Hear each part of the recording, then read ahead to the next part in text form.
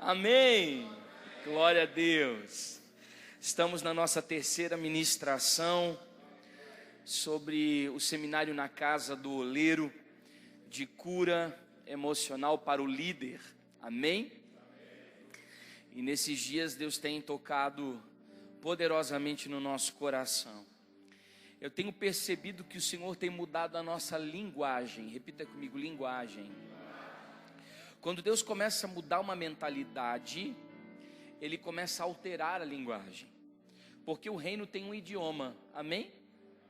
E você começa a ser também alterado de dentro para fora, e o seu vocabulário muda. Você agora tem um vocabulário profético, você tem um vocabulário apostólico. As suas palavras, elas não são meras palavras, amém? São decretos inspirados pela eternidade. E eu tenho conversado com alguns irmãos, eu tenho me surpreendido, porque eles conseguiram captar exatamente aquilo que a gente gostaria de ter transmitido nesses dias. Isso me deixa muito feliz, isso me deixa com uma sensação de dever cumprido, de ter realmente servido vocês à mesa de Cristo, amém? Nessa noite eu quero falar sobre os processos da visão. Deixa eu só ver quantos pastores e líderes a gente tem aqui. O pastor pediu para levantar a mão e eu estava para cá, não consegui olhar. Amém. Bom, dentro de processos da visão, a gente acaba fazendo um link com aquilo que nós estávamos falando pela manhã. Talvez é como se a gente estivesse dando sequência ao mesmo assunto que a gente trabalhou agora pela manhã. Mas eu gosto muito de falar sobre esse assunto, porque a gente consegue entender de fato e de verdade o versículo que diz que todas as coisas cooperam para o bem daqueles que amam a Deus e que obviamente caminham dentro do seu propósito. Então todas as crises interiores que nós transitamos durante o nosso chamado, durante o nosso ministério, quando as situações complicadas batem à nossa porta, nos encontram no nosso caminho, essas situações, elas na verdade são oportunidades privilegiadas que Deus nos dá de sermos transformados. São janelas de mudança, onde você consegue vislumbrar novas possibilidades, novas oportunidades, novos horizontes. Você consegue rasgar seus olhos espirituais e ver além da situação que você está vivendo. E se tem uma coisa que colabora para o desenvolvimento espiritual de um crente, é a luta, meu irmão. Porque já viu quando a situação complica, quando a pressão aumenta, quando o negócio esquenta? Você vê crente orar, crente ler a Bíblia, crente não falta culto, crente tem vida devocional. Aí quando está tudo de boa, quando está tudo numa suave, você vê todo mundo relaxando com as coisas de Deus, deixando para depois, deixando para lá, empurrando com a barriga. Mas quando o negócio arrocha, quando o negócio aperta, a gente sabe para onde correr. Mas uma coisa é interessante, o caos, ele reorganiza. Repita assim comigo, o caos reorganiza a vida. Isso é bíblico. Quando você lê Gênesis, você vê que a terra era sem forma e vazia, e o Espírito de Deus pairava sobre a face das águas. E de repente o Senhor olhou para aquele caos, para aquela situação totalmente desorganizada, e liberou uma palavra, haja. E aí houve. Essa palavra haja é a primeira encarnação de Cristo. O próprio Deus liberou o seu Espírito, que encarnou numa palavra, que é o verbo em movimento, e fez com que tudo aquilo que estava bagunçado, estava de cabeça para baixo, tomasse formas específicas. Então nós precisamos passar por esse processo em que o caos se organiza. Repita assim comigo, eu preciso passar pelo processo em que o caos se organiza. Então muitas vezes você está olhando para a sua vida, e você está olhando para as circunstâncias, e você está vendo que muitas coisas estão fora do lugar. Nem tudo está acontecendo da maneira que você gostaria, nem tudo está acontecendo da maneira que deveria. Talvez você esteja experimentando desafios que sejam completamente contrários à vontade de Deus para a sua vida. Mas saiba que todas essas circunstâncias, elas são necessárias, porque é Deus pondo a casa em ordem. Meu irmão, hoje eu moro em apartamento, mas eu já morei em casa. E eu não sei se a sua esposa é assim, mas a minha, ela tem mania de limpeza. E quando ela ia fazer uma limpeza em casa, vocês não imaginam o que ela fazia. Ela tirava todos os móveis de dentro de casa e botava na rua.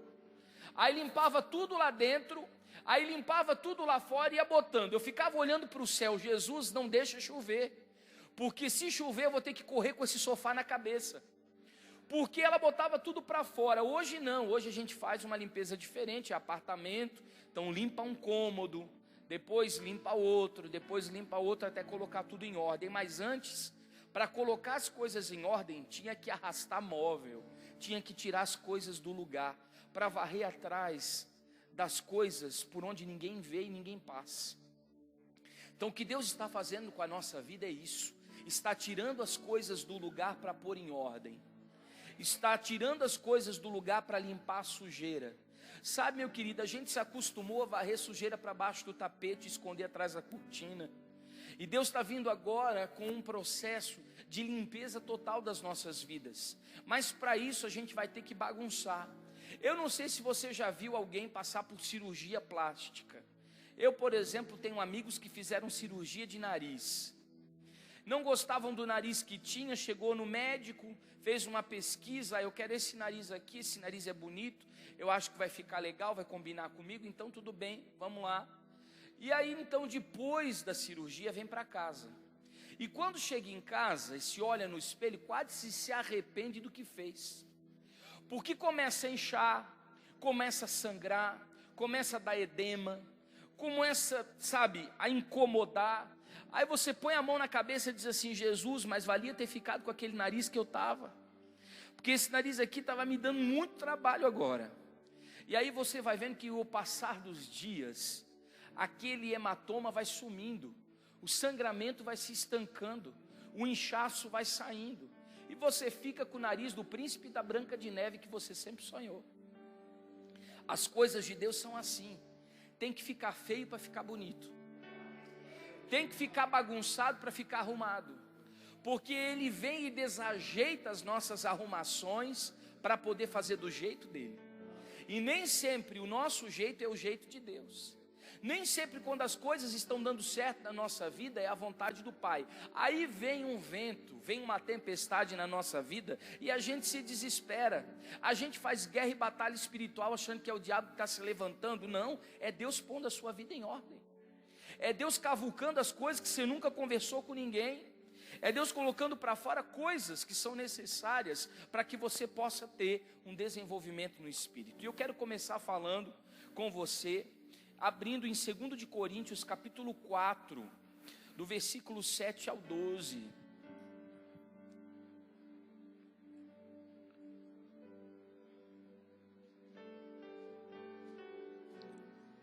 Segundo de Coríntios, capítulo 4, versículo 7 ao 12, diz assim: Temos, porém, um tesouro em vasos de barro, para que a excelência do poder seja de Deus e não de nós. Em tudo somos atribulados, mas não angustiados, perplexos, mas não desanimados, perseguidos, mas não desamparados, abatidos, mas não destruídos, trazendo sempre por toda a parte a mortificação do Senhor Jesus em nosso corpo, para que a vida de Jesus se manifeste também em nossos corpos. E assim nós, que vivemos, estamos sempre entregues à morte por amor a Jesus, para que a vida de Jesus se manifeste também na nossa carne mortal. De maneira que em nós opera a morte, para que em vós opere a vida. Uma das coisas interessantes desse texto é que ele dá alguns paradoxos aqui.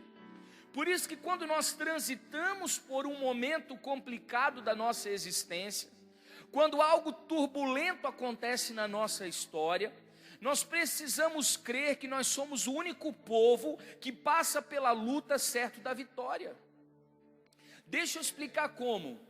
Aqui diz o seguinte: nós somos atribulados do lado de fora, mas nós não somos angustiados do lado de dentro. Nós somos perplexos do lado de fora, mas nunca desanimados pelo lado de dentro. Nós somos perseguidos pelo lado de fora, mas jamais desamparados pelo lado de dentro. Nós somos abatidos pelo lado de fora, mas nunca destruídos pelo lado de dentro. As circunstâncias que acontecem fora de você não podem alterar o homem interior que foi estabelecido em Deus. Então, qualquer situação que você está vivendo, saiba de uma coisa: não se guie por vistas, viva por fé.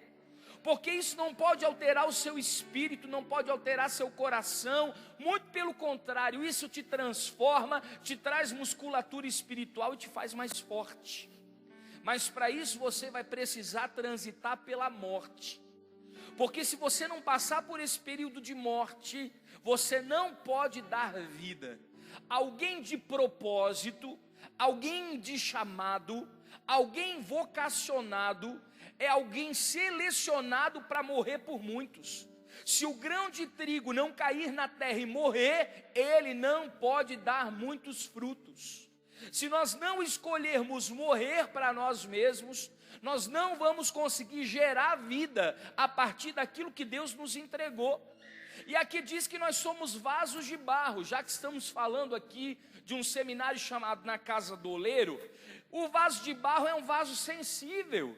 Isso fala das limitações humanas, isso fala das nossas imperfeições, isso fala das nossas limitações. Mas quando a Bíblia diz que nós somos atribulados, mas nunca angustiados, isso quer dizer que essa tribulação é uma luta que acontece do lado de fora, do lado exterior, mas a angústia jamais pode se tornar uma guerra no seu coração. Por quê? Porque embora você seja um vaso de barro, você guarda um tesouro excelente. Ou seja, a presença da glória de Deus está dentro de você, e ela é que te sustenta para transitar por todas essas situações. Agora deixa eu lhe dizer uma coisa: o problema não é a morte em si. O problema são as circunstâncias que antecedem a morte. Sabe alguém que tem muito medo de morrer?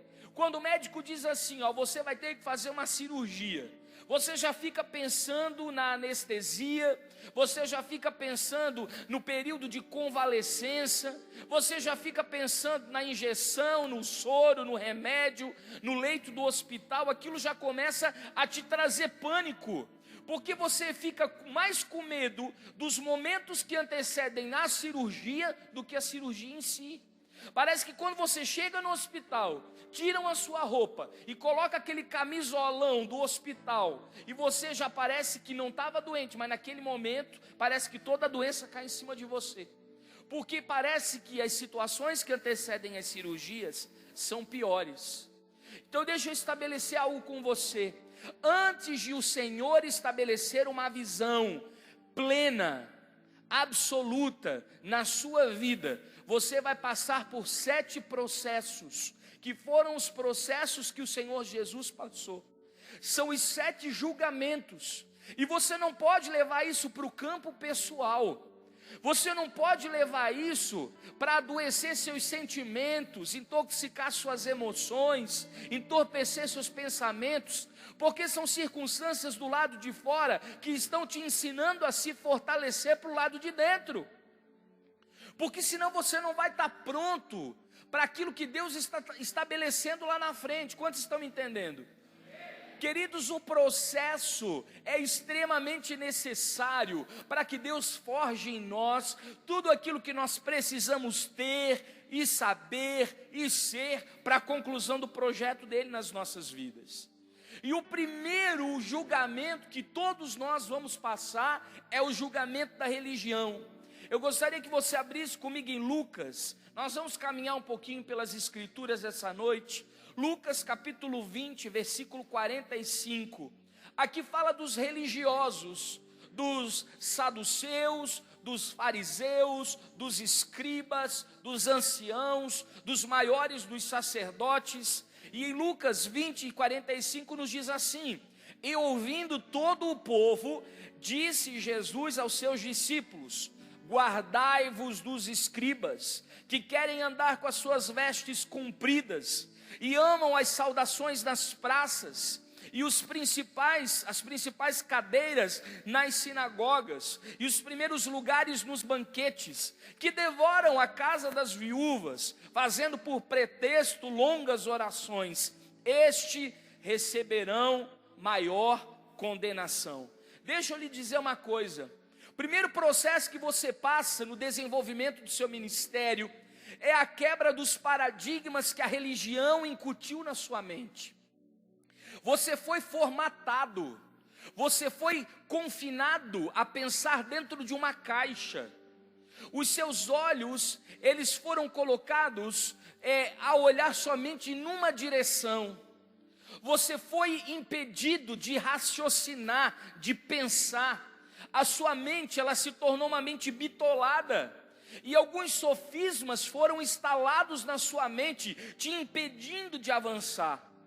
Então você começa um processo na sua vida, quando você reconhece o evangelho do reino, quando a Bíblia começa a saltar diante dos seus olhos de uma maneira diferenciada, quando você começa a ter acesso a essa nova mentalidade, a esse novo vocabulário, você começa a mudar a sua conduta, e aí não tem jeito, você vai ter que quebrar conceitos pré-estabelecidos que a religião ensinou para você, porque você fazia daquela forma. E daquele jeito que você fazia, era muito bom porque dava certo, você tinha autenticação dos resultados.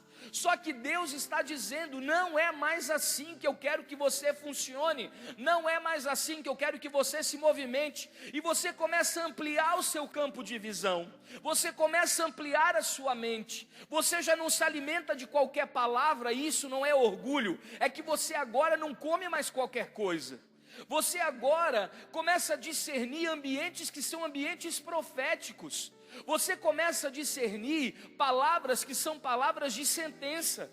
Você começa a ter uma interpretação diferenciada do reino do Espírito. Então você começa a ter mudanças nos seus hábitos, nas suas rotinas, na sua forma de pensamento. E você começa a encontrar em você padrões que são antiquados, que já não combinam com essa nova vida, com essa nova fase, com esse novo tempo, com esse novo ciclo que o Senhor está iniciando.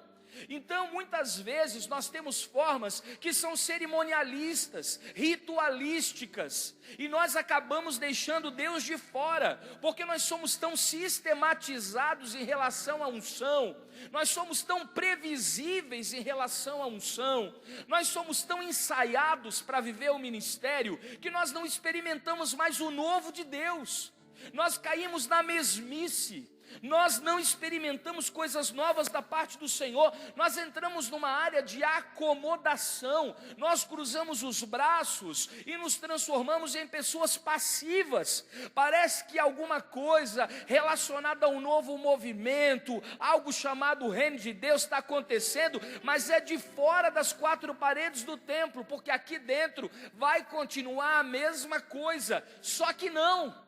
Porque quando você percebe aquela vida ritual, aquela vida cerimonial, aquela vida que você vinha levando, que era uma vida sistemática, começa a ficar sem sentido. Você entra numa crise existencial. Sabe por que tem muitos pastores em depressão? Porque eles estacionaram no meio do caminho, e a maneira com que eles conduziam o ministério já não combina mais com a movimentação da eternidade, e eles começam a se sentir perdidos no meio da caminhada. Queridos, deixa eu lhe dizer, o evangelho é uma contracultura.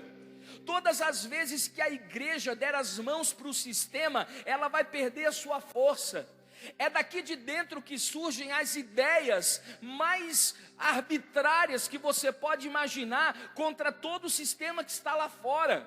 Então nós não podemos nos acomodar com as coisas que são incutidas dentro da própria igreja, porque senão nós vamos nos tornar religiosos. Nós precisamos de uma mudança de padrão mental. Sabe, nós somos muito bitolados. Eu lembro agora, recentemente, no sepultamento da mãe do pastor Everaldo, que as palavras dele ali no jazigo foram essas: olha, se nós temos irmãos espíritas, católicos, evangélicos, eu quero lhe dizer uma coisa: Deus não é evangélico, Deus não é espírita, Deus não é católico, Deus é Deus.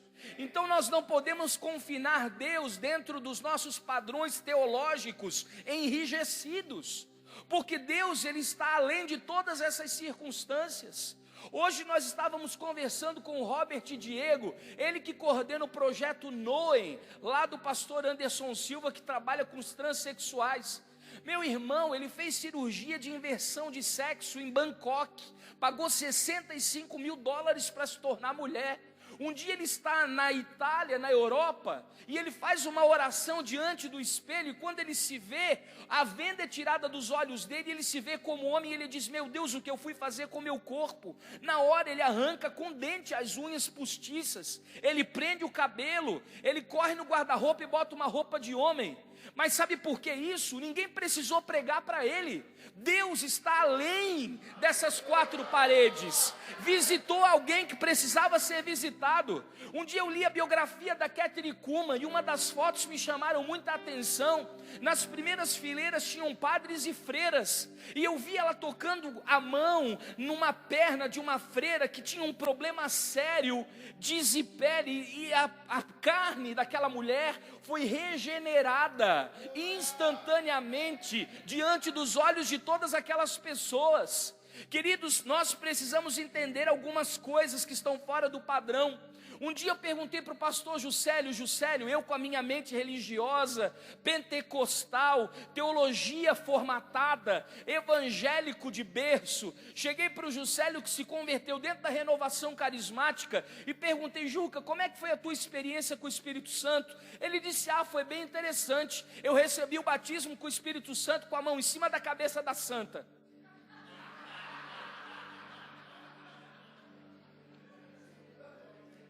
Eu devo ter ficado uns 10 segundos em silêncio olhando para ele. Eu falei: se você está brincando comigo? Ele disse: não, verdade. E a partir daquele dia eu parei de trair, parei de mentir, parei de me prostituir, parei de fazer coisa que não devia e comecei a comer a Bíblia, porque eu realmente tive um encontro com o Espírito Santo. Meu irmão, ele não se confina dentro de quatro paredes de uma igreja, ele vai até onde tem uma vida necessitando. Então amplie o seu campo de visão. Se você é um homem ou uma mulher de cosmovisão ampla, que não é religioso, você é um agente de transformação, e você vai ser inserido em diversas áreas e camadas sociais para influenciar, e Deus vai te colocar diante de pessoas inusitadas que você nem imaginava. E se o seu coração for preconceituoso, e se você colocar o Deus que você serve dentro de uma caixinha, o sobrenatural não vai acontecer, e os milagres e os sinais não te perseguirão. Mas à medida que você abre o seu campo de visão, deixa de ser religioso, você começa a experimentar uma nova dosagem. Sabe o que tem acontecido conosco? Nós temos nos tornado previsíveis em relação à glória de Deus. A gente sabe qual é a música que toca o coração das pessoas, qual é a nota que faz as pessoas chorarem. Quando a gente ora pelas pessoas, elas já sabem até para que lado elas devem cair para não se machucar. Tudo é previsível. Parece que nós ensaiamos. E Deus está nos chamando justamente para sairmos desse lugar em que os nossos cultos se tornaram cultos psicologizados, cultos terapêuticos, voltados ao aliciamento da nossa alma. Nós paramos de falar de vida no espírito. As pessoas estão, na verdade, travadas espiritualmente, sem experimentar algo maior, e isso é um problema. Sabe por que é um problema? Porque quando eu leio Atos dos Apóstolos, os primeiros apóstolos, eles não sabiam o que ia acontecer. Eles simplesmente se reuniam e o Espírito Santo descia e o improvável acontecia. Eu tenho saudade desse tempo em que nós vamos nos reunir sem saber o que vai acontecer. E quando nós nos reunirmos como corpo, o sobrenatural vai nos visitar e o Senhor vai nos surpreender com a novidade que vem do alto, sem religião, sem ranço, sem credos ultrapassados, sem teologia reformada, mas com uma visão ampla de que Deus está acima de todas essas coisas. Deus está mudando as coisas de lugar dentro de nós. Nós começamos um processo que estamos deixando de ser meninos para determinadas coisas. Nós estamos perdendo a imaturidade, sim. Hoje nós questionamos o que nós comemos.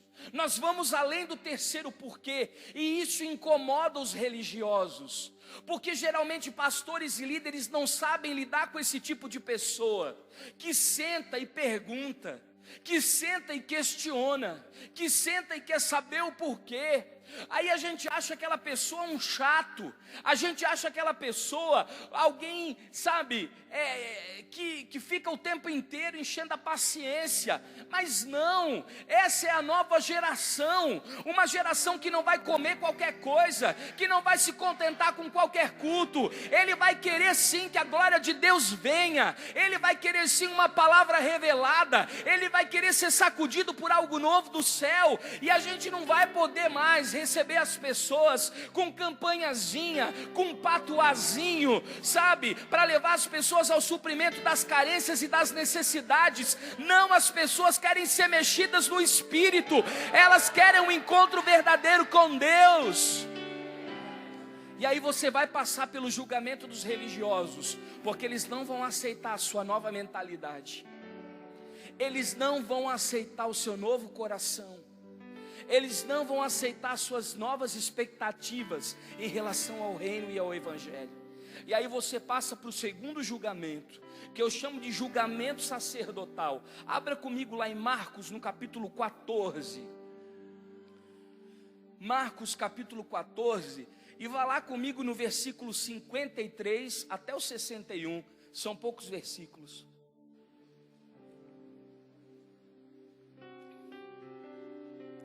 Marcos capítulo 14, versículo 53 diz assim: e levaram Jesus ao sumo sacerdote, e ajuntaram-se todos os principais dos sacerdotes, e os anciãos e os escribas. E Pedro seguiu de longe até dentro do pátio do sumo sacerdote, e estava sentado com os servidores aquentando-se ao lume. E os principais dos sacerdotes e todo o concílio buscavam algum testemunho contra Jesus para o matar e não achavam, porque muitos testificavam falsamente contra ele, mas os testemunhos não eram coerentes. E levantando-se alguns, testificavam falsamente contra ele, dizendo: nós ouvimos ele dizer, eu derrubarei esse templo, construído por mãos de homens, e em 3 dias edificarei outro, não feito por mãos de homens. E nem assim o seu testemunho era coerente. E levantando-se o sumo sacerdote no sinédrio, perguntou a Jesus dizendo: nada respondes? Que testificam esses contra ti? Mas ele calou-se e nada respondeu. O sumo sacerdote lhe tornou a perguntar e disse-lhe: tu és o Cristo, o Filho do Deus bendito? Bom, até aqui. Queridos, eu particularmente já passei pelo processo do julgamento sacerdotal. De um pastor chegar para mim, depois de ver a minha movimentação profética, o meu desenvolvimento profético, o quanto eu estava crescendo em relação aos aconselhamentos, a me mover no reino do Espírito contra o império das trevas, e disse assim: você é bruxo? Você é algum satanista infiltrado? Porque na verdade ele estava confinado num padrão de religião e não aceitava nada diferente daquilo que ele achava que deveria ser. E eu fui confortavelmente convidado a me retirar. Mas sabe de uma coisa? Vai chegar um tempo na sua vida, que é natural, que você vai receber uma visão clara e específica do reino de Deus para a sua vida. E quando ela começar a ganhar corpo, você vai começar a ser questionado do porquê ela está acontecendo na sua vida.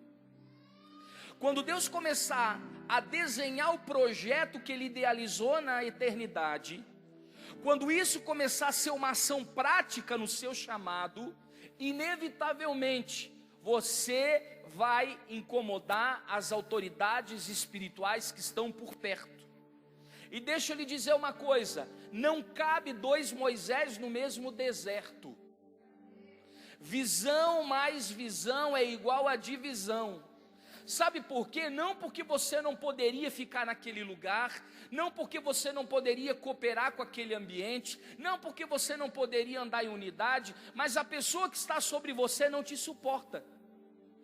Ela não consegue compreender o que Deus está fazendo na sua vida, porque é diferente daquilo que Deus fez na vida dela. E aí sabe o que acontece? Nós acabamos perdendo pessoas preciosas por falta de entendimento, por falta de revelação, porque é muito fácil você conduzir a ovelhinha que diz amém para tudo, mas quando você pega alguém que Deus está preparando para uma envergadura, que vai alcançar nações, alguém que vai ter uma palavra revelada, alguém que vai ser usado para ser um luzeiro nas trevas, como é que você vai lidar com essa pessoa? Vai lhe demandar mais trabalho para discipular e desenvolver esse ser humano que Deus colocou na sua mão. Então, para não se incomodar, é mais fácil mandar embora. E aí você vai passar pelo julgamento sacerdotal. E aí essa ruptura, essa quebra, ela traz sequelas terríveis nos relacionamentos.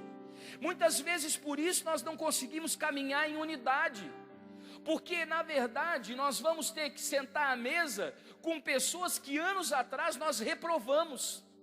Nós vamos ter que tolerar à mesa pessoas que anos atrás nós dissemos que elas carregavam coisas do inferno, e hoje Deus as aprovou e está as colocando em lugar de visibilidade, e você não consegue suportar o fato de que você poderia ter sido o mentor, o tutor, a pessoa que poderia ter levado essa pessoa ao encontrar esse lugar, mas você não teve entendimento, excluiu, rejeitou, rechaçou, marginalizou, diz que era do inferno. Aqui Jesus está diante de uma autoridade espiritual, está diante de Caifás, o representante, na verdade, religioso do judaísmo. E ali eles começam a, na verdade, jurar falsamente contra Jesus. Não tem jeito. Um dia você vai estar num lugar aonde as pessoas vão jurar falsamente contra você, dizendo mentiras a seu respeito, caluniando a sua vida, levantando falso testemunho para tentar de alguma maneira te paralisar. E aí você vai ser caluniado, vão comentar histórias irreais acerca da sua vida, vão criar teias de manipulação, de situações embaraçosas, vão te envolver para ver se você cai. E qual é o segredo nesse momento? Olhe para Jesus. O segredo nesse momento é fazer o que ele fez: silêncio. Olhe para a pessoa que está ao seu lado e faz assim, ó. Sabe qual é o nosso problema? A gente quer brigar, a gente quer se defender, a gente quer se enraivar, a gente quer, sabe, mostrar que não é aquilo. Não se justifique. Deixe o Deus que te chamou tomar a sua causa como se fosse dele. Não se movimente, apenas cale. Porque bem-aventurados sois todas as vezes que fores perseguido por amor a ele, quando disserem coisas falsas a seu respeito. Mas daí também, quando disserem coisas falsas a seu respeito, não deixa furo na sua vida aí que o diabo te pega. Então vai ter o processo sacerdotal. Aí a gente passa para o terceiro processo, que eu chamo de processo do sinédrio. Abra comigo Mateus capítulo 27, apenas alguns versículos, do versículo 1 ao versículo 4. Mateus 27, do 1 ao 4, que diz assim: E chegando amanhã, todos os príncipes dos sacerdotes, os anciãos do povo, formavam juntamente conselho contra Jesus para o matarem. e maniteando o levaram para entregar ao presidente Pôncio Pilatos. Então Judas, que o traíra, vendo que fora condenado, trouxe arrependido as 30 moedas de prata aos príncipes dos sacerdotes e aos anciãos, dizendo: pequei, traí um sangue inocente. Eles, porém, disseram: que nos importa? Isso agora é contigo. Olha aqui para mim, não vai ter jeito. Se você tem um chamado, se você tem uma vocação, você vai passar pelo período da traição. Você vai ter que transitar por esse lugar. Judas, ele teve o fim que ele buscou com as próprias mãos. Na verdade, por conta da sua decepção, da sua frustração, ele tira a sua própria vida. Mas agora, olhando para o lado de Jesus, que é justamente as fases que a gente passa, eu posso perceber que não existe nada pior do que você ser apunhalado pelas costas, justamente pelas pessoas que você mais amou. Não tem nada pior do que você ser enganado pelas pessoas que caminharam do seu lado. Sabe, pessoas que você deu o seu melhor, que você virou madrugada, que você repartiu alimento, que você foi generoso, que você entregou seu coração. Essas pessoas, elas serão usadas para te trair. Lembra que nós aprendemos hoje de manhã? Nós não temos inimigos, nós temos cooperadores para o propósito. Essas pessoas não se levantam contra você porque te odeiam. Elas são uma ferramenta nas mãos de Deus, nas mãos do Espírito Santo, para te deixar mais parecido com Jesus. Mas essas pessoas, às vezes, enquanto as calúnias, elas permanecem dentro das quatro paredes, tudo bem. Mas como lobos vorazes, essas pessoas vão para fora e começam a te caluniar, entregar seu coração, te levando para a boca do leão. E aí as coisas complicam. Foi o que Judas fez. Judas não se contentou em ter a traição no coração. Ele vendeu Jesus por 30 moedas. Vai ter momentos que aquela pessoa que você mais amava, que você mais deu o seu melhor, vai justamente se juntar com a pessoa que mais te detesta. Você vai dizer: meu Deus, não tinha mais ninguém para ele se juntar. Ele foi justamente lá, naquela pessoa que me odeia, naquela pessoa que tem ranço contra mim, aquela pessoa que me detesta. Só que sabe qual é o nosso problema? Nós às vezes criticamos demais as pessoas pela nossa falta de crescimento. Nós nos vitimizamos. Sabe por que o meu ministério não cresce? Porque fulano me traiu. Sabe por que o meu ministério não cresce? Porque Beltrano rachou a igreja. Sabe por que o meu ministério não cresce? Porque ele fez um motim, uma confusão e levou metade fora. A gente dá atenção demasiada às oposições. Deixa eu te dizer, meu irmão, tudo isso que aconteceu na sua vida e que esfaqueou seu coração, na verdade foi permissão de Deus para te quebrantar. E se você não sair desse lugar de amargura, de desprezo, de orgulho ferido, na verdade você vai ficar travado no seu ministério. As coisas não vão romper, as coisas não vão fluir, porque você ainda está preso nas pessoas que te apunhalaram. Está na hora de você soltar essa gente. E aí você passa para o quarto tipo de julgamento, que eu chamo de julgamento penal. Abra lá em Lucas, capítulo 23, versículos 6 e 7. Lucas 23, 6 e 7. Isso fala das acusações. Diz assim: então Pilatos, ouvindo falar da Galileia, perguntou se aquele homem era galileu.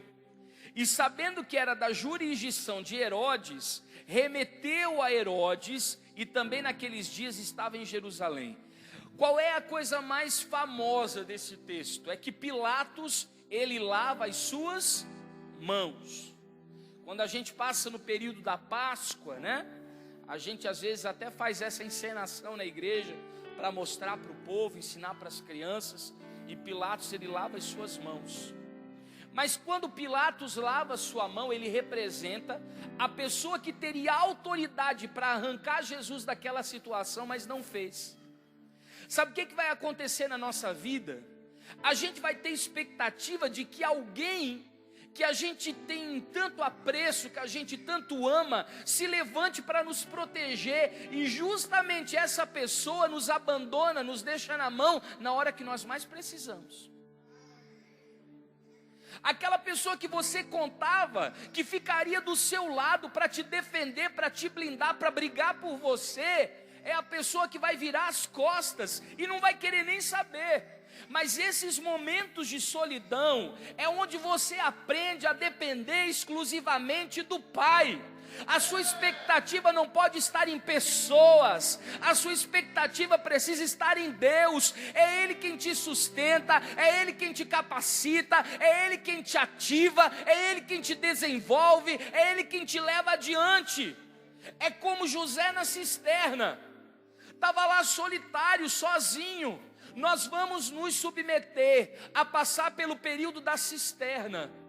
Nós vamos ser jogados lá pelos nossos próprios irmãos.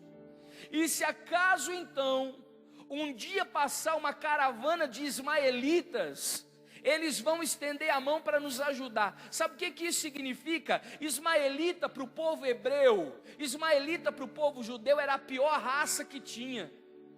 E justamente os ismaelitas é que tiram José da cisterna. Sabe aquela pessoa que você sempre condenou? É a pessoa que vai te estender a mão na hora que você mais precisa, para quebrar o teu orgulho e para diminuir o teu nariz. Aquela pessoa que você nunca imaginou na vida que te estenderia a mão, que te ajudaria, é a pessoa que vai orar com você, que vai ir para a mesa com você, que vai chorar com você. Porque as pessoas que poderiam interceder por você, as pessoas que poderiam tirá-lo daquela situação, eles na verdade te expõem injustamente. E sabe o que isso faz? Deus gosta de fazer isso, porque quando nós passamos por esse processo, o Senhor nos expõe para matar o nosso orgulho, para quebrar o nosso ego, para a gente aprender definitivamente que a nossa esperança não pode estar em homens, a nossa expectativa não pode estar em pessoas. Se você precisa de um milagre, o seu milagre vem do céu. Deus vai usar sim, fulano, beltrano e ciclano como um canal, mas quem mandou foi o próprio Deus. Seja grato às pessoas, mas entenda que foi Deus que lembrou de você. Aí você passa para o quinto processo, que eu chamo de processo político. Abra comigo Lucas capítulo 23.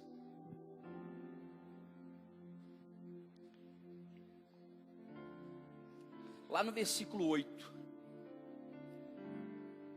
Diz assim: E Herodes, quando viu a Jesus, alegrou-se muito, porque já havia muito que desejava vê-lo, por ter ouvido dele muitas coisas, e esperava lhe ver, e que lhe veria fazer algum sinal. E interrogavam com muitas palavras, mas ele nada respondia. E estavam os principais dos sacerdotes, os escribas, acusando com grande veemência. E Herodes com seus soldados desprezou, e escarnecendo dele, vestiu de uma roupa resplandecente, e tornou a enviá-lo a Pilatos. E no mesmo dia Pilatos e Herodes entre si se fizeram amigos, pois antes eles estavam em inimizade um com o outro. E Herodes da vida querem nos... Ou seja, aqui, deixa eu explicar algo para vocês. Antes Herodes e Pilatos, eles eram inimigos. Eles tinham um desafeto, mas por conta de ferir a Jesus, eles se uniram. Olha só que interessante, vai ter momento que você vai perceber que você vai estar sozinho, e as pessoas, na verdade, que te acusam, vão se juntar para falar mal de você e ir contra você. Você vai passar por isso. Mas a coisa mais importante desse texto é o fato de que Herodes, ele quer comprar a nossa unção como se fosse uma atração de circo. Quando Herodes ele vê Jesus, a expectativa dele é que Jesus fizesse algum sinal.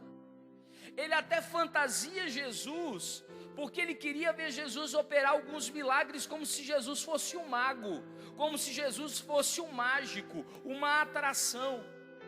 Mas então, aqui representa as pessoas que vão se aproximar de você, na verdade, preocupados e interessados nos seus dons. Elas não te amam, elas querem o que você faz. Elas não se interessam pela sua família, elas querem o seu serviço. Elas não estão nem aí para o seu coração, elas querem o seu dinheiro e as suas mãos. E sabe o que o pior de tudo isso acontece? Como você foi rejeitado, como você foi caluniado, como você foi marginalizado, como você está com uma ferida enorme no coração por conta da reprovação, dos julgamentos, você já está cansado, você se vende. Porque pelo menos tem alguém que se importa com você, que se interessa por você, mesmo que seja para te usar. Deixa eu lhe dizer, vai ter um momento que você não vai poder se vender. Porque se você não tem uma identidade de profeta, você cai. Porque na verdade aqui é um escambo, é uma troca. Aqui fala da politicagem dos conchavos. Herodes, ele representa esses jogos corruptos que o sistema religioso paralelo impõe. Então vai chegar um momento que você vai estar tão solitário que o diabo ele vai apresentar propostas altamente tentadoras para você corromper a visão que Deus te deu. E aí você vai ter que ter coragem de dizer não. Deus vai provar nesse momento a sua integridade, a sua fidelidade, a sua honestidade. E você vai ter que priorizar mais os princípios do reino de Deus do que os relacionamentos tóxicos que estão se apresentando diante de você. Você vai precisar entender que você faz parte de uma geração profética e que um profeta ele é levantado para colidir, para destruir o império das trevas e edificar o reino de Deus. Ele não pode dever nada. Então cuide com os conchavos, com as politicagens. Cuide com vender o seu ministério, com prostituir os seus dons, com negociar os seus princípios. Porque isso vai estabelecer aquilo que nós ministramos nesses dias, alianças impuras. E nós precisamos evitar essas patotinhas, panelinhas, joguinhos, porque nós vamos ser tentados a prostituir o nosso chamado e começar a andar de mão dada com as estruturas que estão se opondo ao reino de Deus. Você vai precisar de discernimento e vigilância para saber com quem você precisa andar. Não se esqueça, você foi levantado para confrontar o pecado e não para se submeter a ele. E você vai ter que ter um caráter ilibado, você vai ter que ter um caráter santo, porque Deus vai te usar para dar testemunho da vontade dele na terra. Você vai precisar ser o reflexo do caráter de Cristo. Não seja um falso profeta que ensina a verdade e não pratica. Não venda seu dom por dinheiro. Não negocie os seus dons por status. Mas preserve a visão que Deus entregou no seu coração. Aí você vai para o sexto julgamento. Repita comigo, Romano. Fala da humilhação. Abra comigo João capítulo 19. João 19, versículo 17.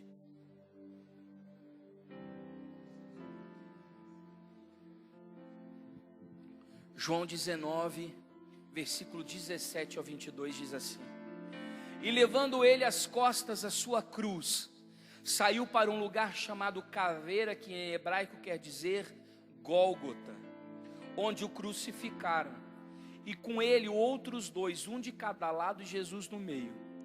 E Pilatos escreveu também um título e colocou em cima da cruz, e nele estava escrito, em tom de zombaria: Jesus o Nazareno, rei dos judeus.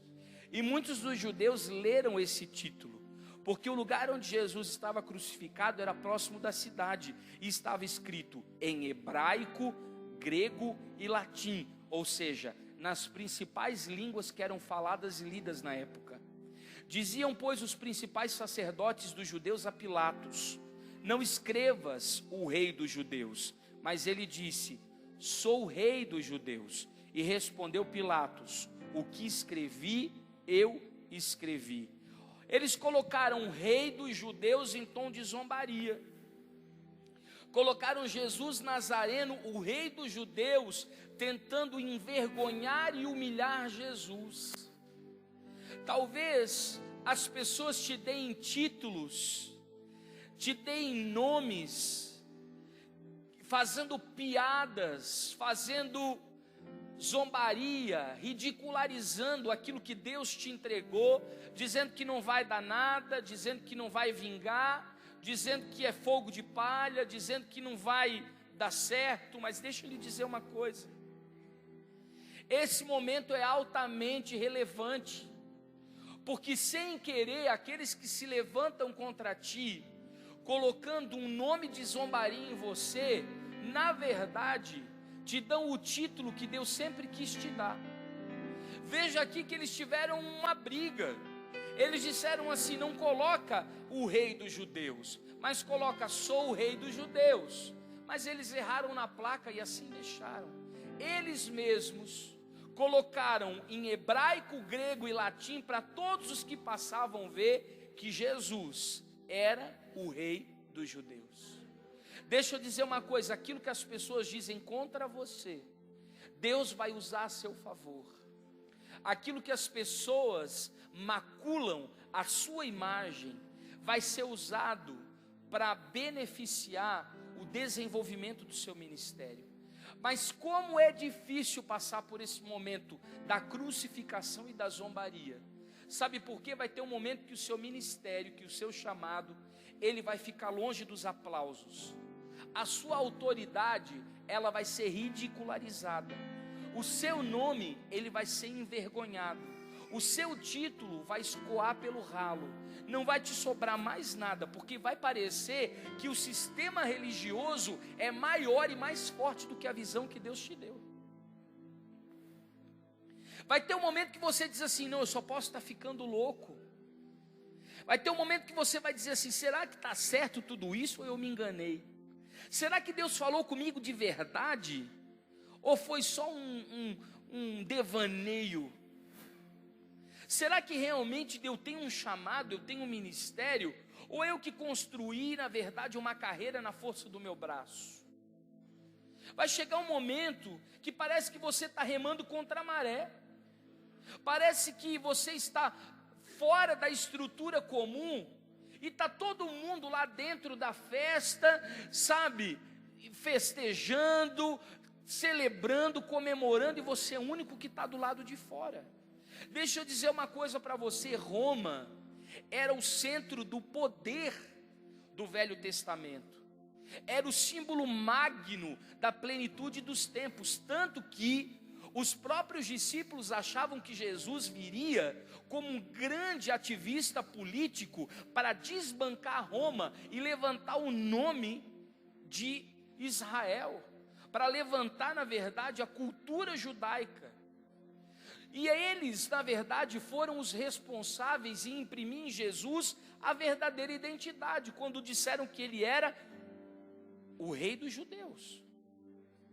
Então não tem nenhum passo, deixa eu dizer uma coisa para você, não dê nenhum passo nesse momento sem que você saiba, tenha certeza de que é Deus te orientando. Quando você chegar nesse momento do seu ministério, não faça nenhuma escolha na força do seu braço, pelas suas carências, pelas suas necessidades, não dê nenhum passo se Deus não sinalizar. Se Deus não falar com você, não se mova. Se Deus não te orientar, não se mexa. Só que você vai querer se debater, sabe por quê? A sua carne, ela é intolerante à perda. Quando você vê que a sua dignidade foi embora, seu nome está sumindo, que você foi esquecido, que você está andando na contramão do sistema, que você está remando contra a maré, você vai olhar para você mesmo, você vai dizer: meu Deus, que dor, porque as perdas doem demais. Esse tipo de perda machuca, incomoda, te frustra, quase que te paralisa. Mas lembre, Deus está tocando naquilo que é exterior, para que aquilo que é interior flua. Deus abala as coisas que são visíveis e externas, para estabelecer as coisas que são invisíveis e eternas. Deus está mexendo nas coisas de fora, para fazer brotar algo que seja inusitado da sua vida. E aí, nesse momento, Deus vai perguntar para você: onde está o seu coração? Onde está a sua segurança? Onde está a sua estabilidade? No que você confia? No que você está encostado? No que você está escorado? Qual é, na verdade, a sua base de vida? E é nesse momento que a única coisa que vai te sobrar é uma palavra que foi liberada da boca de Deus. Você vai olhar para um lado, vai olhar para o outro, e não vai ver saída, nem solução, nem escape. A única coisa que vai, na verdade, te sustentar é uma palavra que Deus liberou sobre a sua vida. Ela que vai te sustentar na oração, ela que vai... Você não vai ter força para nada. Você não vai ter força para abrir a Bíblia e ler. Você não vai ter força para orar. Você só vai dobrar o joelho e gemer. Você não vai ter força, às vezes, para chorar diante de Deus, porque não tem mais lágrima. Mas a única coisa que te sobrou foi uma palavra, e é nela que você vai se agarrar. E aí você vai para o último processo, que eu chamo de processo popular. Abra comigo João 19, versículo 15 e 16. João 19, 15 e 16. Diz assim: mas eles bradaram: tira, tira, crucifica-o. E disse-lhe Pilatos: hei de crucificar o vosso rei? E responderam os principais dos sacerdotes: nós temos rei, senão César. Então, consequentemente, entregou-lhe para que fosse crucificado. Tomaram Jesus e o levaram. Deixa eu lhe dizer uma coisa: não coloque a sua expectativa em pessoas. Tem uma frase que nós já decoramos, que virou clichê no meio dos crentes, que a mesma multidão que gritou Hosana quando Jesus entrou montado num burrinho lá em Jerusalém, foi a mesma multidão que gritou crucifica-o quando foi para levar para a cruz. Sabe, Paulo, quando ele chega na ilha, no momento ele é um Deus idolatrado, as pessoas olham para ele como um santo. Mas quando a serpente lhe pica e ele começa a ter suas convulsões pelo envenenamento, as pessoas olham para ele e dizem que ele é um demônio. Sabe por que as pessoas mudam muito rápido de opinião a nosso respeito? E se você constrói o seu ministério na popularidade, se você constrói o seu ministério na opinião das pessoas, se você constrói o seu ministério na expectativa das pessoas que estão com você, você está fundamentando, na verdade, o seu ministério em lugares errados. Deixa eu lhe dizer uma coisa: quando Jesus está aqui, um homem é constrangido a ajudar Jesus a carregar a cruz. Ele é praticamente forçado a fazer isso. Ele não faz isso por livre e espontânea vontade. Talvez Deus vai no meio do caminho constranger alguém a te ajudar a carregar a cruz. E como nós falamos hoje, a palavra cruz não é estauros, é portes. Alguém maduro vai ser levantado para te ajudar a suportar as cargas do ministério. Mas deixa eu dizer uma coisa para você: essa falta de reconhecimento, ela adoece o coração. Sabe, Deus vai te provar quando você passar por um período em que você não vai ter o reconhecimento das pessoas. Você vai perder aquele tapinha nas costas. Você vai perder aquele olhar de admiração. Você vai perder aquele momento em que as pessoas vão te achar o máximo, porque aquilo alimentava seu ego, aquilo alegrava seu coração. Mas deixa eu te dizer, não existe nada que cuide mais de nós do que a própria honra de Deus. A honra de Deus, ela cuida dos corações feridos. Nesse momento, Jesus olha para as pessoas que estão o crucificando e diz assim: Pai, perdoai-as, porque elas não sabem o que fazem. E nessa fase aqui, quando você chega nesse sétimo julgamento, que é o julgamento popular, Deus te chama a perdoar as pessoas da mesma maneira que Ele te perdoou. Deixa eu dizer uma coisa para você: perdoar as pessoas que mataram Jesus é uma loucura para nós, porque matar Jesus, um homem inocente, foi um ato imperdoável, mas Ele tomou a posição de liberar essas pessoas. Nós às vezes queremos ferir as pessoas que nos feriram. Nós não entendemos ainda que perdão não é sentimento e não é mandamento. Perdão é uma oportunidade que Deus te dá para que você seja livre dos seus algozes. Perdão não é sentimento porque não está ligado ao processo da graça. Perdão não é mandamento porque não está ligado ao processo da lei. A Bíblia diz que com Deus está o perdão. É somente quando você entra nele que você é capaz de liberar as pessoas que te abusaram, que te violentaram, que te injustiçaram, que te trapacearam, que te traíram. Mas não, nós não queremos passar por esses processos. Nós preferimos guardar a amargura no nosso coração, o ressentimento no nosso coração, sendo que Deus está nos dando uma oportunidade privilegiada de nós sermos livres das pessoas que nos machucaram. Deus, na verdade, Ele está nos mostrando que não dá para continuar do mesmo jeito. Aí sabe o que acontece com a gente? A gente até toca o ministério, a gente até toca o chamado, mas a gente entra num nível de falta de perdão tão grande que se chama indiferença. Nós nos fechamos, não nos relacionamos mais com ninguém, não conseguimos caminhar em unidade, não sentamos mais na mesa. Por quê? Porque como nós não podemos esganar e matar a pessoa que nos ofendeu, a gente pelo menos mata dentro da gente. Esse é o pior nível da falta de perdão, a indiferença. Quando você já não pode mais matar a pessoa, mas você matou ela dentro do seu coração. E talvez você esteja preso nessa última etapa. A minha pergunta para você nessa noite é: em qual dessas etapas o seu ministério se encontra?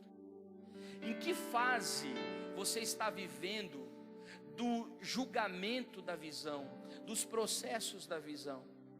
Em qual dessas etapas você está travado, sem conseguir passar adiante? Mas saiba que você precisa entender que esses processos são necessários, porque se você não passar por esses processos, você não vai estar pronto para viver o melhor de Deus para a sua vida, para alcançar a plenitude daquilo que Deus te chamou. Fique de pé.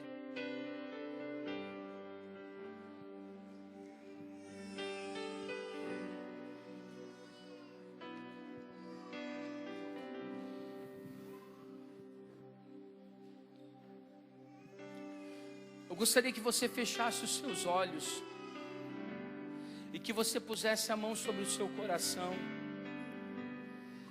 e que à medida que eu for convidando você saísse do seu lugar e você viesse aqui à frente, amém? Eu gostaria de chamar você que está preso no primeiro processo. Você está na fase de quebrar a religião.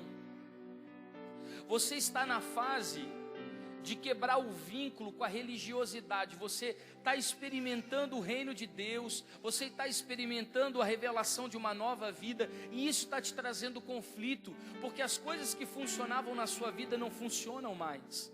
Se você está passando por esse processo agora, de mudar a sua mentalidade, de mudar a sua linguagem, de mudar seu coração, de aprender essas coisas novas, eu quero te convidar a sair do seu lugar e vir aqui à frente.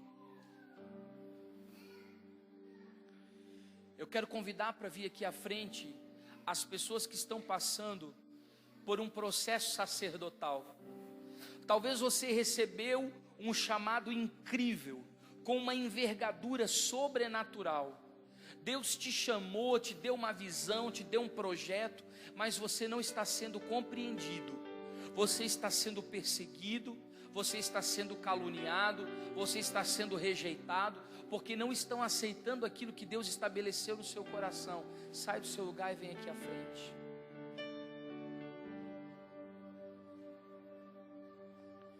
Eu quero chamar aqui à frente as pessoas que, na verdade, estão transitando um período da sua vida de traição.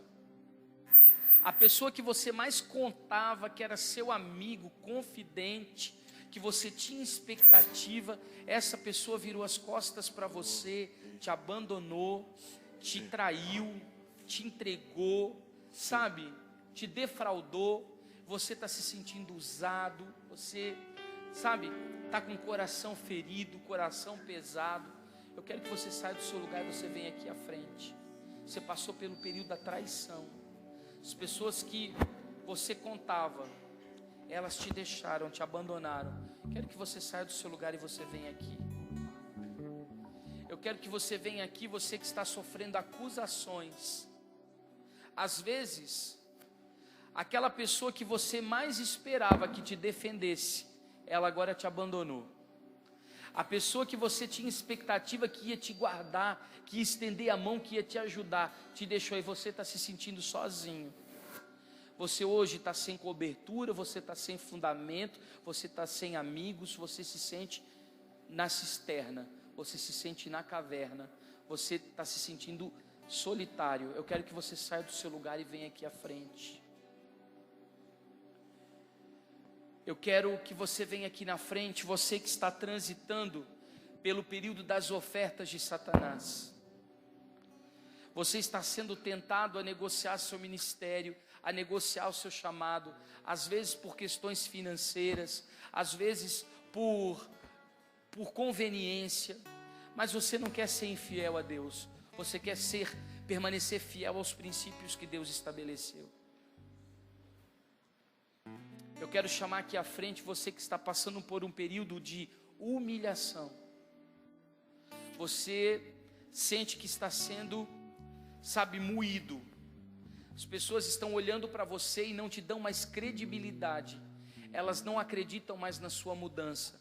Elas não acreditam mais na sua transformação.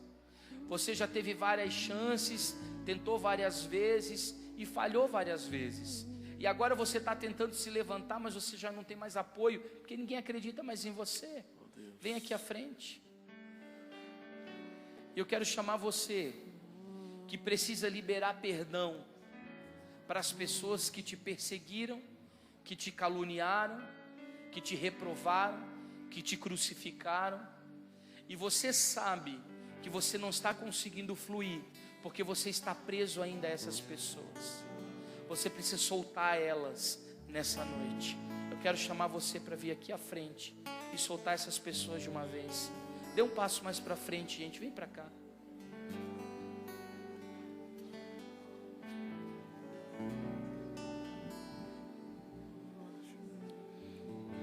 Se você sente que está passando por alguma fase desses processos, você está convidado a sair do seu lugar e vir aqui. Existe cura para você. Existe restauração para a sua vida. Deus está te estabelecendo. Deus está te fortalecendo. Você não está sozinho. Você não está abandonado. O Senhor está trazendo sobre os seus ombros uma capacitação sobrenatural para que você suporte cada fase do processo. O Senhor está te habilitando a suportar cada fase do processo. Você vai passar por essas situações e você não vai interpretá-las no campo humano, no campo natural, no campo racional, mas você vai compreendê-las no padrão espiritual, porque elas são necessárias para Deus forjar em você o que você precisa ter para cumprir o propósito. Portanto, não desista, não perca a esperança, não perca a visão. Lembra daquilo que eu falei no começo da palavra? As crises, elas abrem janelas. O caos, ele reorganiza. Deus está colocando a sua vida em ordem. Eu sei que está difícil passar por essa situação, mas hoje o Senhor está vindo com o bálsamo dele sobre o seu coração. É um tempo de refrigério, é um tempo de cura, é um tempo de abraço, é um tempo de você entender que você não está só, que você não está abandonado, que você não está sozinho. Você está sendo curado nessa noite, porque Deus não vai usar ninguém doente, porque somente curados são chamados para curar. Deus não vai deixar você conduzir pessoas ao lugar em que você está preso, nos cativeiros em que você está preso, não. Você só pode levar as pessoas no lugar em que você está, e o lugar que você precisa estar é na presença da glória de Deus. É nos lugares celestiais com Cristo, é nos lugares em que o Espírito Santo, Ele tem liberdade de ministrar no seu coração. É para esse lugar que você vai conduzir as pessoas. Você não vai conduzir para a ferida, você não vai seduzir as pessoas levando para a humilhação, não. Você está indo para lugares de liberdade, de liberdade. Comece agora a contar para o Senhor. Não espere por mim. Comece a contar: Senhor, eu estou preso nessa fase. Eu sei que o Senhor tem coisas grandes para mim, mas eu não consigo sair desse lugar. Me ajuda, Senhor. Me ajuda a romper, me ajuda a se movimentar, me ajuda a ser ativado novamente. Eu preciso ver uma nova expectativa, um novo horizonte, uma nova possibilidade. Mas no lugar em que eu estou encaixotado, estou enclausurado. E Deus está te chamando para um novo tempo, para um novo lugar. Coloque a mão no seu coração e com os olhos fechados comece a falar com o Pai.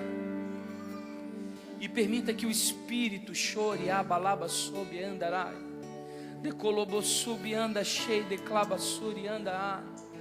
Ele toque no seu coração nessa noite. Toque com amor, toque com compaixão, toque com misericórdia. Ele está trazendo cura para as suas feridas. Ele está trazendo bálsamo. Ele está lavando os seus pés cansados da caminhada. Ele está trazendo leveza para o seu espírito. Eu vejo pessoas cansadas aqui, pessoas desistentes, pessoas paralisadas, mas essa não é a vontade de Deus para você. Há muito mais do Senhor, há níveis maiores para serem explorados, há lugares novos para serem descobertos, e o Senhor quer levar você para experimentar esse lugar. Seja conduzido nessa noite, seja conduzido nessa noite a esse lugar de cura.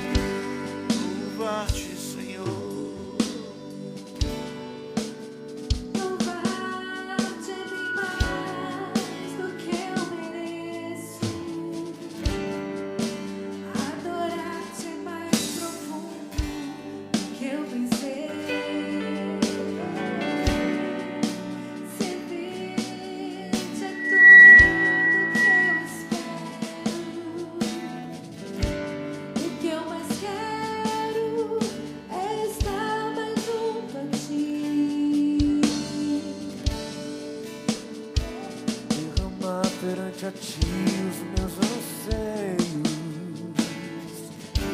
a minha oferta nessa hora é a verdade.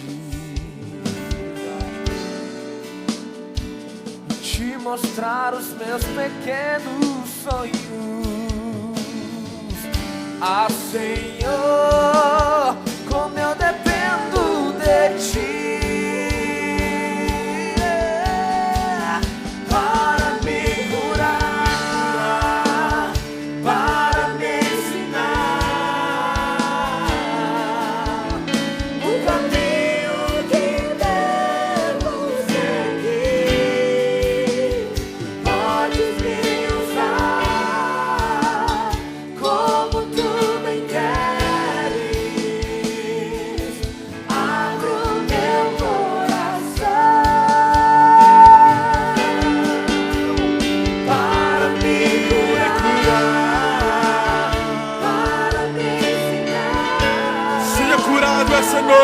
curado.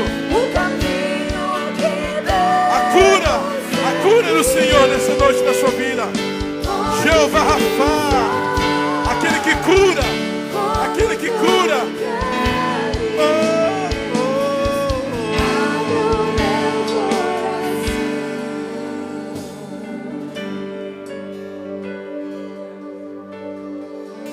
O Senhor me disse que dentre as pessoas que estão aqui na frente, há algumas pessoas que literalmente desistiram.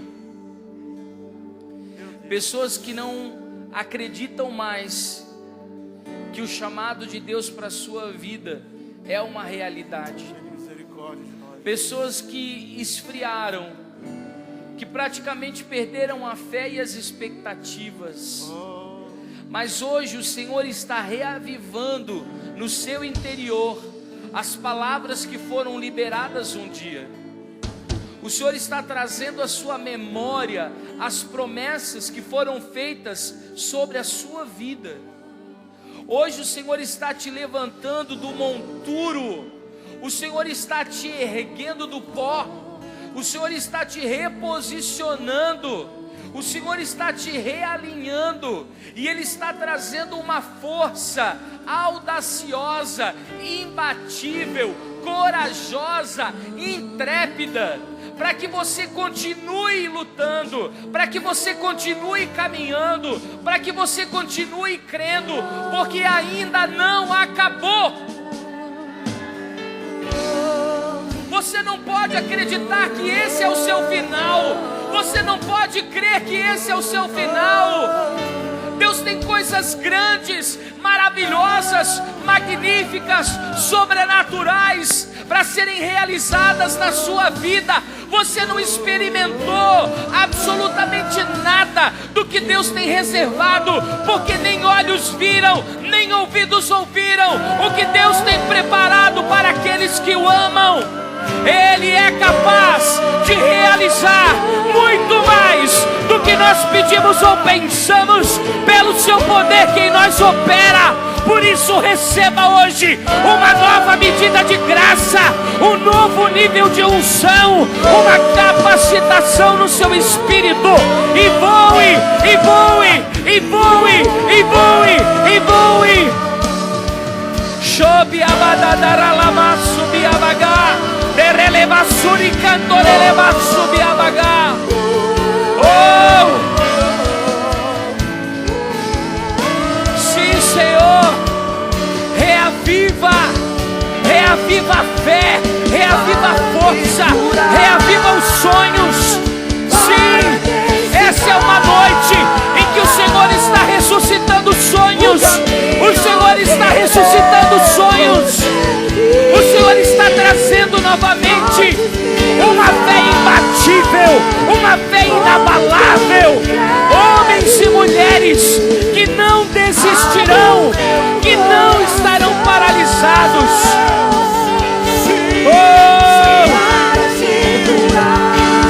Chegue a bagada da súbia.